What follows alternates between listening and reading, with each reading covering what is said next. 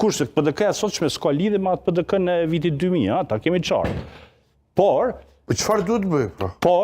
Por duhet të angazhohet kundër asaj që PDK përfaqëson. Se kjo është PDK-ja përfaqëson një energji politike, pavarësisht që sot janë më të butë, janë më komunikativ, janë krejt por ato energji politike ata e kanë trashëguar. Edhe LDK-ja tash duhet më rikthyjnë çat rol. Nëse don mi kthy votat. Po më thua, shkojmë me një kështu analizë të profileve, okay? Dhe po më thua që sot më rrugovist është Albin Kurti në paraqitje, në diskurs, në qëndrime politike, në mënyrën se si e percepton marrëdhëniet me mish ndërkombëtar, me gjitha tjerat. Jo, nuk po e tham. Se sa Bedri Hamza? Nuk po e tham unë këtë.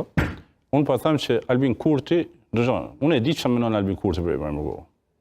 Unë e njoh Albin Kurtin që nga viti 1996. Por, njerëzit evolojnë. Ajo që ka sot Albin Kurti bën, ai ka ndjeshmëri për plagët e Lidhjes Demokratike të Kosovës. Kjo është tjetër gjë, Arben.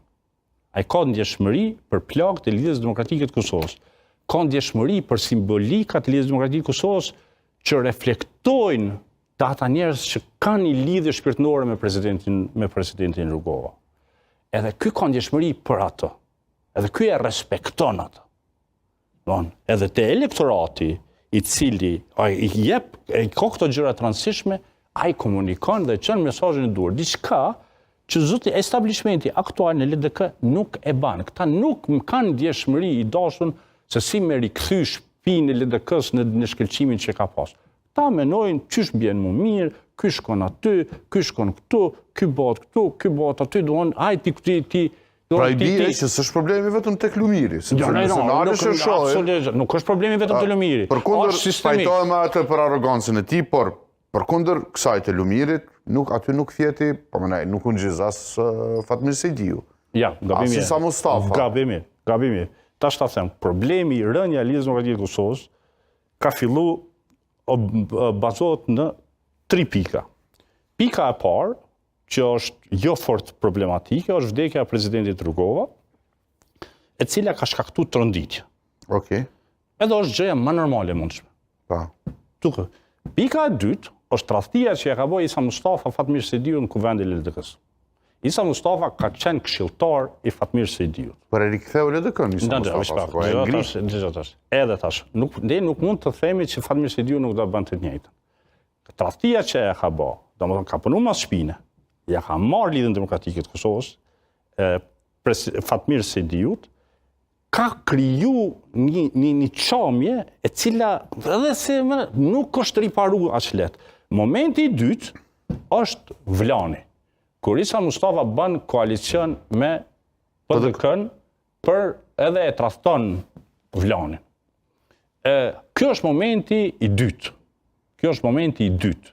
Ku fillon zhgënjimi i elektoratit, cili nuk ka mujt mu pajtu me faktin që tash pe bëjmë një koalicion me PDK-n edhe jemi gjithë lumtur dhe po ecim përpara.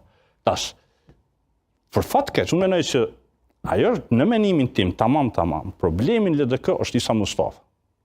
Ai edhe sot tërheq shpejnë Lidhjen Demokratike të Kosovës. Edhe sot njerëzit komunikojnë me të, mundohet me hes, është ai komplet e establishmenti i tij.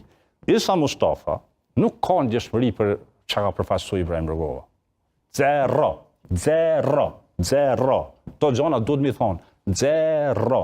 Na i dim ato Muhamete. Që nga... Sfidoj pak. E tash... Se kur po më folni për çka ka përfaqësuar Ibrahim Rugova, po më flisni për idenë që s'ka qëndash me hyrë në koalicion me PDK-n, apo? Ja. Nuk është Rugova bëri koalicion me LDK, me krahun e luftës. Ja.